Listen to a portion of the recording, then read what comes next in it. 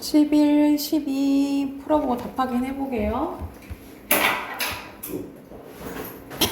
자, 한번 봐보자. 문단 표시 안 했으면 문단 표시 하시고, 총 5문단이고요.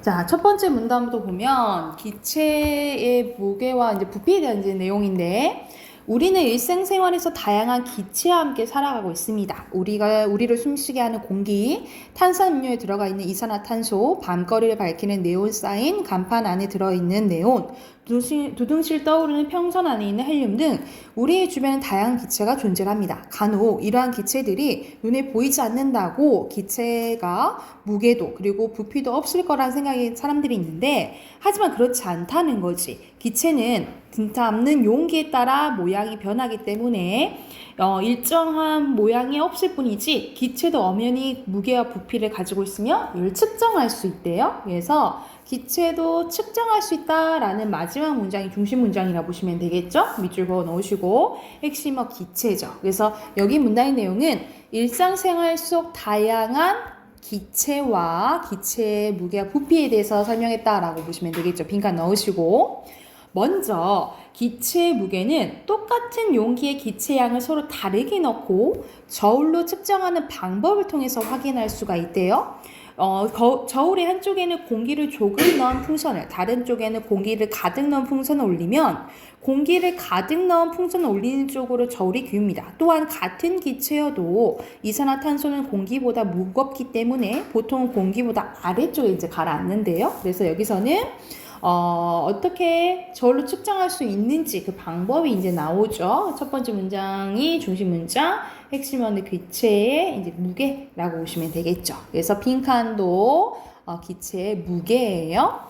한편 기체의 부피 변화는 기체를 담는 용기가 늘어나거나 줄어드는 것을 통해서 확인할 수 있는데, 예를 들어 예시 나오지. 풍선 속 공기의 부피가 늘어나면 그 공기를 담고 있는 풍선의 크기는 커집니다. 또 기체의 부피는 줄어들거나 늘어나기도 합니다. 딱딱한 고체는 아무리 꾹꾹 눌러도 그 모양을 그대로 유지하는 반면에 기체는 힘을 가하면 그 부피가 순간적으로 줄어듭니다. 주사기 입구를 막은 상태에서 피스톤을 세게 밀었을 때 피스톤이 약간 들어갔다가 다시 되돌아오는 것도 주사기 속 공기의 부피가 순간적으로 줄어들었기 때문이래. 그래서 여기서는 앞에서는 무게, 여기서는 부피 변화에 대해서 알 수가 있는 거죠. 그래서 여기서 기체의 부피가 핵심어다라고 보시면 되겠죠. 그렇다면 기체의 부피가 늘어나는 경우는 또 어떤 경우일까? 기체의 부피가 온도가 높아질 때 늘어나는데, 이런 원리를 이용한 것이 바로 열기구래요.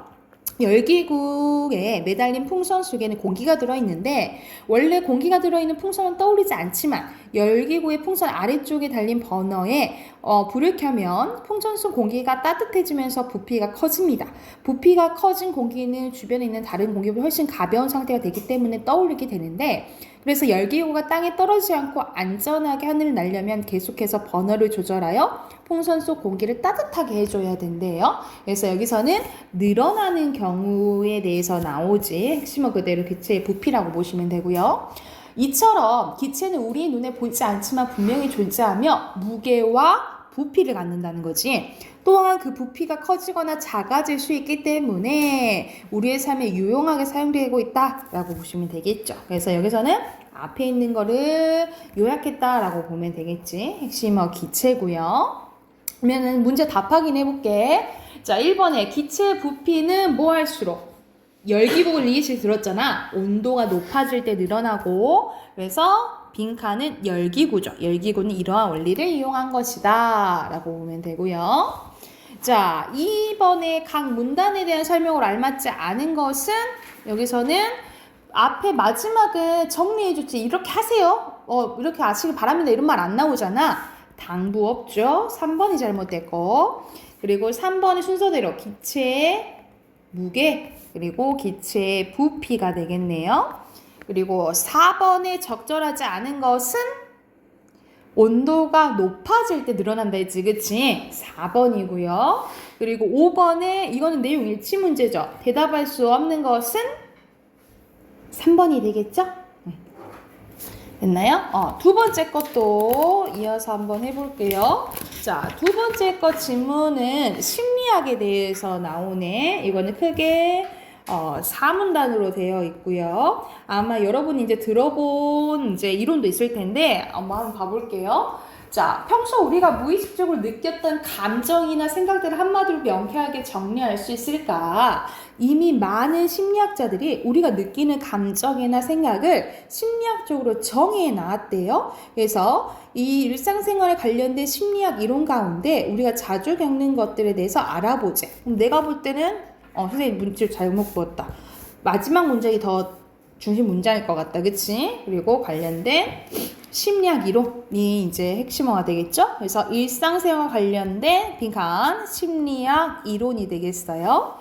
가장 먼저 칵테일 파티 현상이라는 심리학 이론이 있는데 체육대회 때 아주 시끄러운 운동장이 있다고 생각해보자. 근처에서 다른 사람들이 이야기하는 것을 듣기도 쉽지 않은 그때 갑자기 누군가 자신의 이름 부르는 듯한 기분이 들어 뒤를 돌아보면 진짜로 뒤에서 친구가 내 이름을 부르거나 나와 관련된 이야기를 하는 경우가 많대요. 이처럼 시끄러운 장소에서도 예를 들어서 준서라는 말이 들리면 누가 나 불렀나? 이렇게 볼 수도 있다라는 거지. 그치?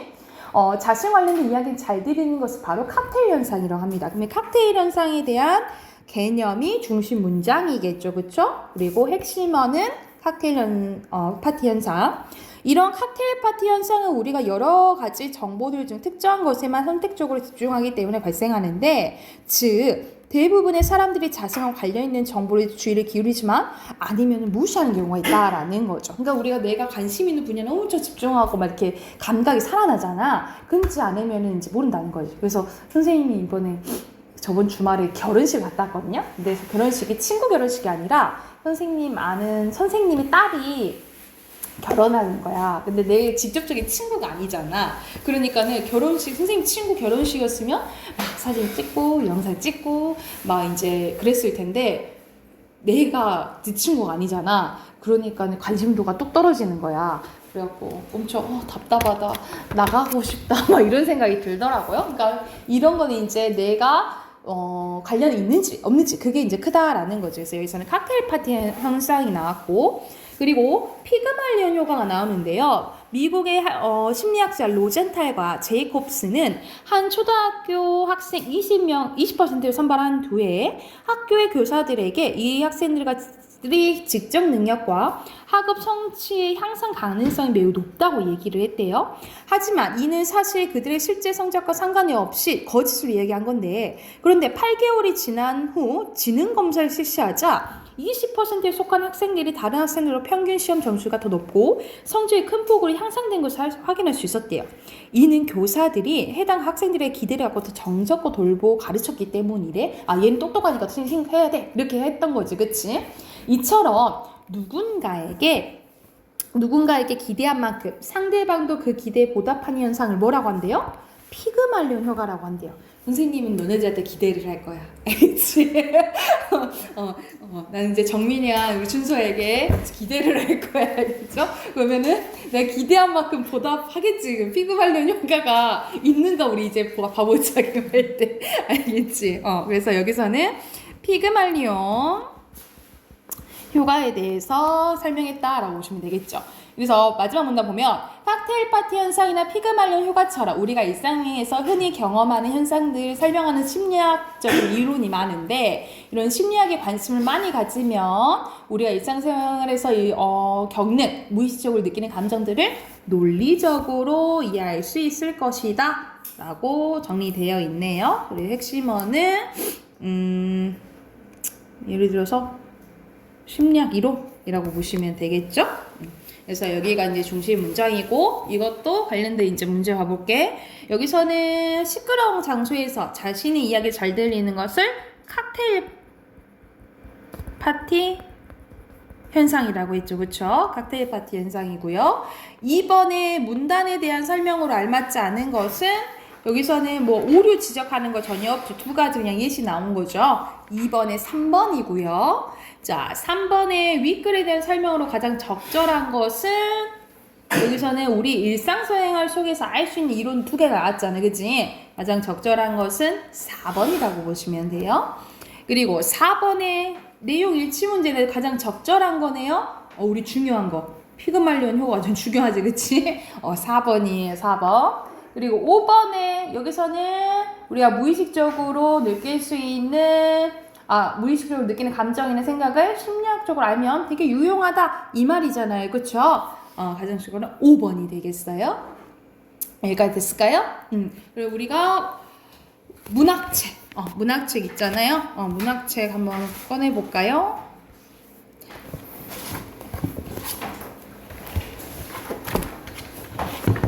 문학책 148쪽 148쪽 피시면 돼요. 148쪽.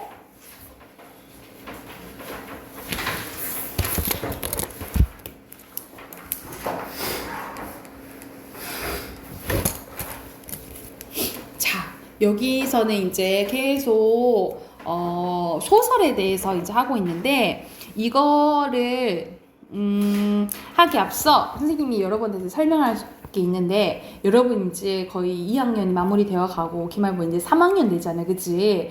3학년 되고 또 얼마 안 있으면 글쎄 이제 또 1년이 지나가고 고등학교 갈 준비하겠지, 그치? 우리가 고등학교 가게 되면은 우리가 국어 같은 경우에는 이제 수능을 보잖아요. 우리가 내신으로 대학을 갈 수도 있지만 수능 보고 이제 대학을 가잖아, 그치? 근데 저번 주에 이제 입시 체제가 좀 바뀐다고 약간 시안이 나왔어요. 그래서 잠깐 간단하게 설명을 해주면 여러분이 이제 고등학교 1학년, 2학년 때 3학년 때도 마찬가지고 보통 이제 1, 2학년 때 수능을 이제 보기 위해서 이제 대비하는 게 모의고사를 봐요. 모의고사를 보는데 국어 같은 경우에는 모의고사가 총 45문제예요. 이 45문제를 80분 동안 풀어야 돼. 80분 동안 풀어야 되거든요. 45분도 힘들어 죽겠는데 50분도 힘들어 죽겠는데 이제 80분 동안 이제 문제를 봐야 되는 거야. 그런데 어떻게 돼 있냐면 이제 간단히 설명해 주면 1번부터 10번까지는 화법과 작문 문제예요. 이거는 말 그대로 우리 초등학교 때를 얘기해서 말하기, 듣기, 쓰기 상황이 나온다라고 생각하시면 되고 그리고 11번부터 15번까지가 문법 문제가 나와요.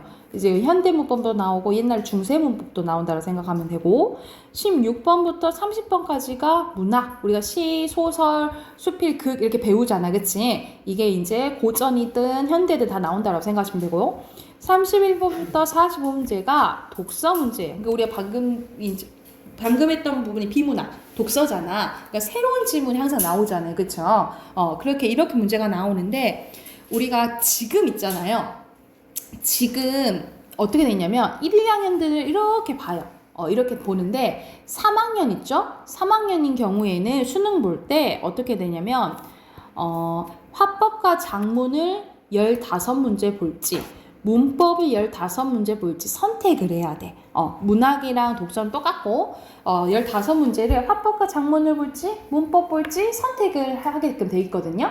그런데 이게 언제부터 이제 바뀌냐면 28학년부터 이제 바뀌는데 어떻게 되냐면 여러분 때는 이런 거 상관없어. 선택을 안 해. 이대로 그냥 그대로 봐요. 그러니까는 다 공부를 해야 돼. 화법과 작문, 문법, 문학, 독서 이걸 다 봐야 되는 거지. 근데 문제는 지금 3학년이 문제야. 3학년이 이 전 체제로 하고 그리고 근데 이 3학년들이 지금 너는 1년 선배 있잖아. 이 3학년들이 재수를 하면 안 되는 거지.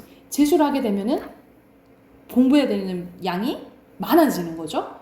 그리고 어떻게 되냐면 우리가 여러분이 막 이과 계열을 선택을 해. 그러면 과학 물화생지 있잖아. 물화생지 중에 예를 들어서 물리와 화학을 선택을 하거나 이러잖아요.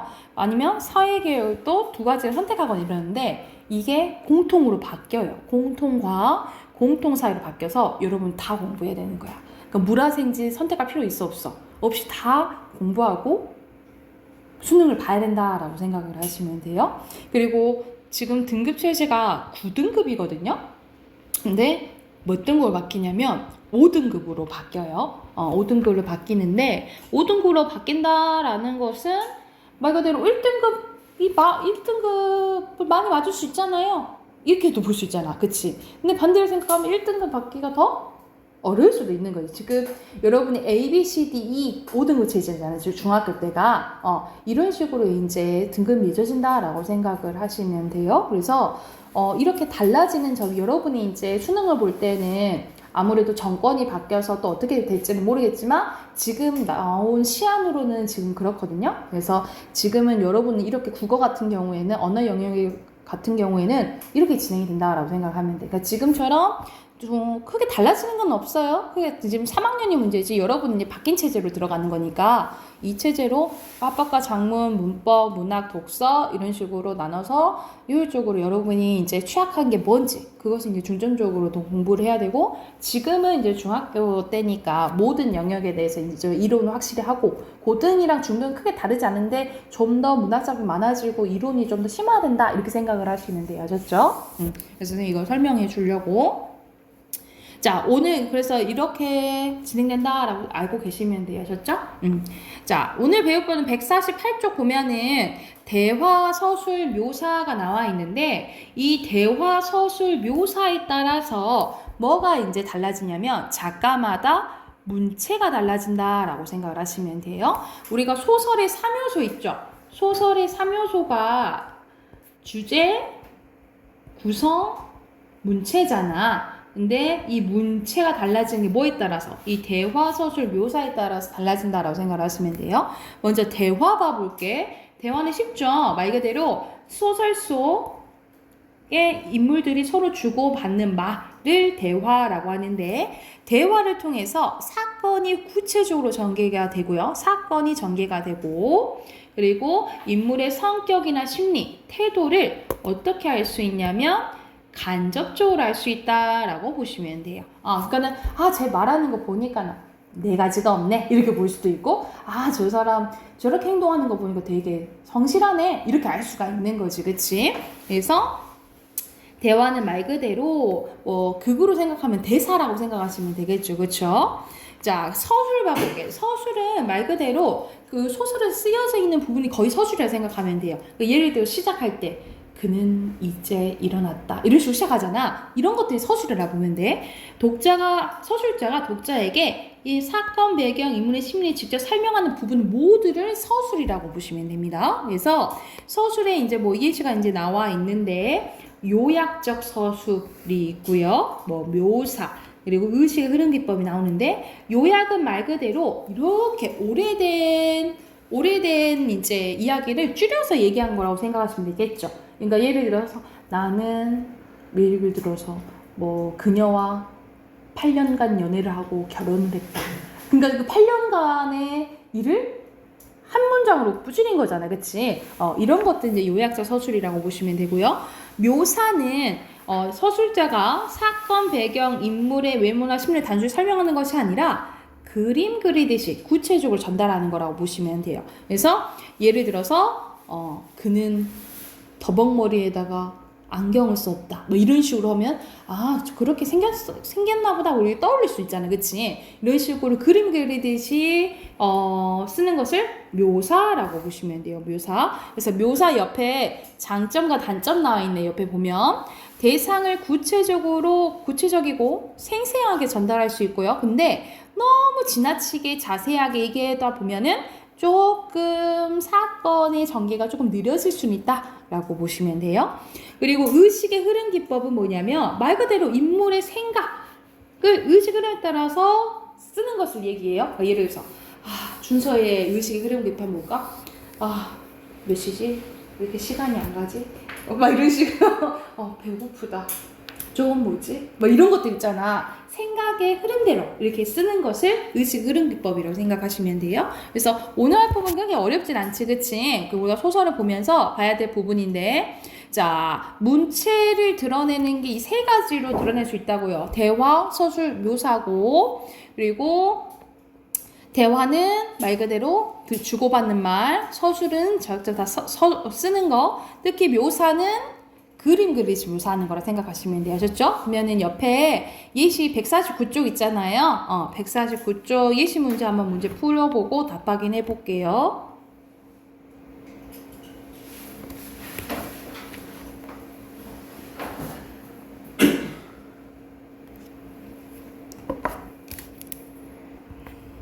자, 봐볼까요? 금방 끝는지. 여기서는 용이와 아이들이 다 큰다 보면은 대화로 주고받는 거지, 그치? 그리고 책보에 관한 용이의 대답을 통해서 아이들에게 당당해요, 소심해요? 완전 당당하죠, 그쵸? 그리고 밑에는 고전소설의 내용이 나와 있는데 여기서는 윗글에서 공주가 지난 고생은 무엇이니 하면서 쭉 얘기하잖아, 그치? 이거는 요약적 서술 맞죠, 그쵸? 그리고 김원이 지하세계에서 나오지 못한 이유가 마지막에 나오잖아요, 그쵸? 맞다 라고 보시면 되겠죠. 자, 그리고 여기서는 윤은길의 종탑 아래에서 아주 너무 일부분 나왔네. 겉모습과 행동을 자세하게 뭐하고 있어요? 묘사하고 있는 거지, 그치? 그리고 서술을 통해서 나가 바라보는 누구? 여자에 대해서 얘기 나오죠, 그쵸? 이렇게 보시면 되고 밑에는 어휘 문제네. 순서대로 7번에 빈번, 8번에 얼버 무려, 그리고 9번에 직면, 그리고 10번에 위독이에요, 위독. 이해가 됐을까요? 자, 그러면 선생님이 이 앞에 있는 작품은 또 설명을 해줘야 되는데 이거는 선생님이 목요일날 할게요. 목요일날 할게. 앞에 있는 부분은 목요일날 할게. 자, 문법 우리가 거의 문법 문제풀이 하는 부분이 거의 남았는데 선생님이 여러분이 아는 내용이긴 하지만 그래도 다시 한번 조금 설명해 줄게. 문법책 꺼내보면 116쪽 할 차례일 거거든요, 아마. 한번 펴볼래요?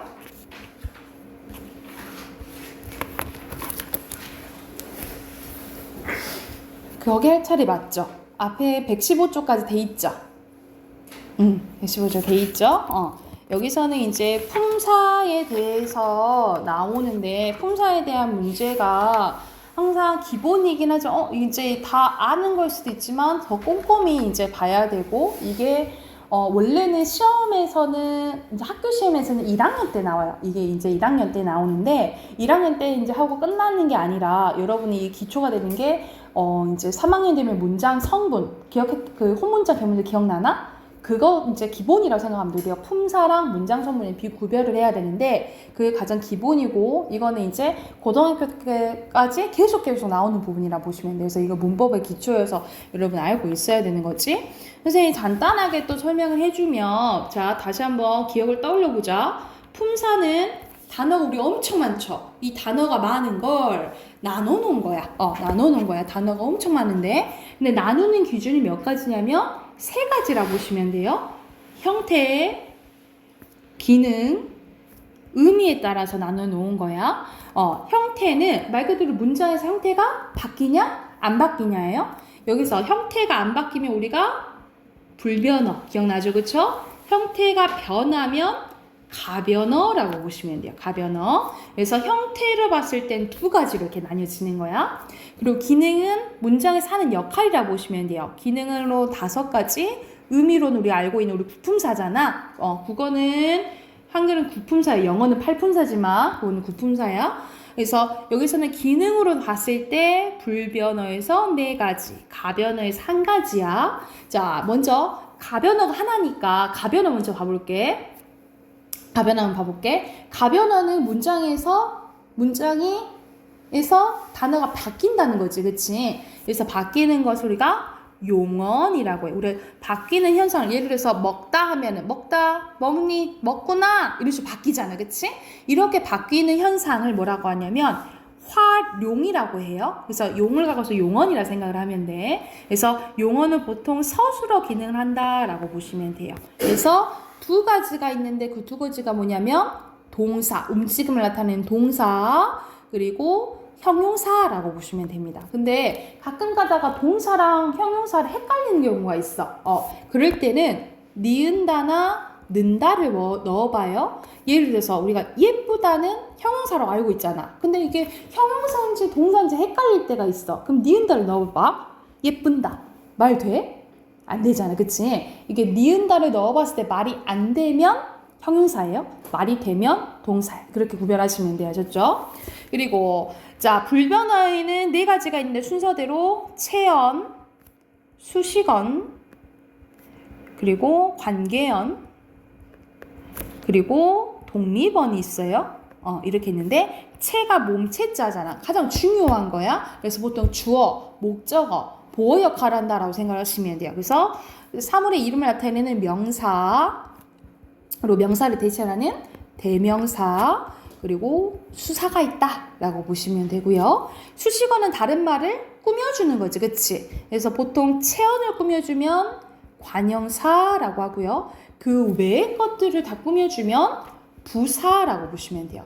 우리 예를 들어서 그리고 있잖아. 그리고는 and의 소리야. 영어로는 접속사라고 배웠잖아요. 그치? 근데 우리 국어에서 접속사가 없어. 접속 부사예요.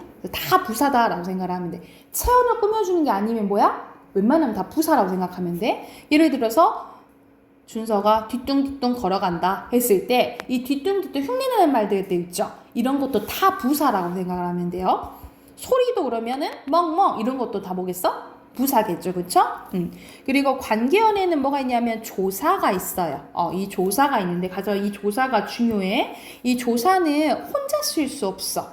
그래서 누구한테 붙어 쓰냐면 주로 체언에 붙어 쓴다라고 생각을 하면 돼. 그래서 자격을 만들어주는 격조사와 접속조사 그리고 보조사가 있는데 이건 더 자세히 나오는 거는 이제 문제 나오면 이제 좀 더 설명을 해줄게요. 그래서 조사가 있고 그리고 마지막으로 독립어는 에고머니나 네 아니요 야 이런 거 부르는 거 있지. 이런 건 다 감탄사라고 보시면 돼요. 그러면 명사, 대명, 수사, 관형사, 부사, 조사, 감탄사, 동사, 형사 했을 때 총 몇 개? 구품사다라고 생각하시면 되겠죠. 근데 봐봐 하나 더.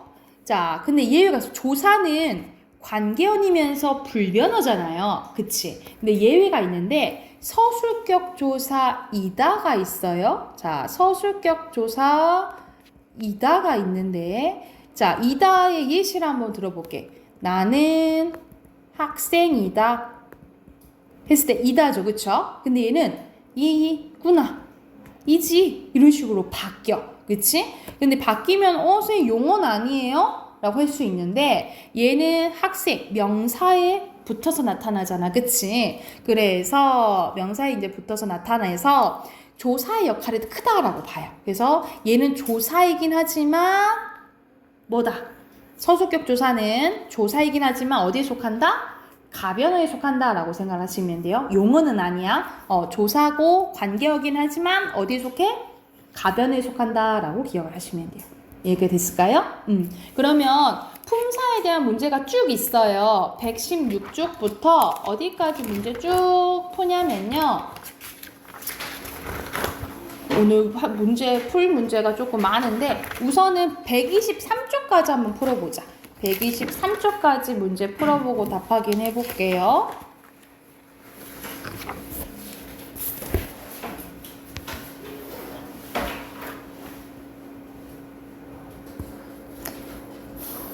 (123쪽까지) 숙제를 해오세요. 아셨죠? 목요일날 답 확인해 봅시다.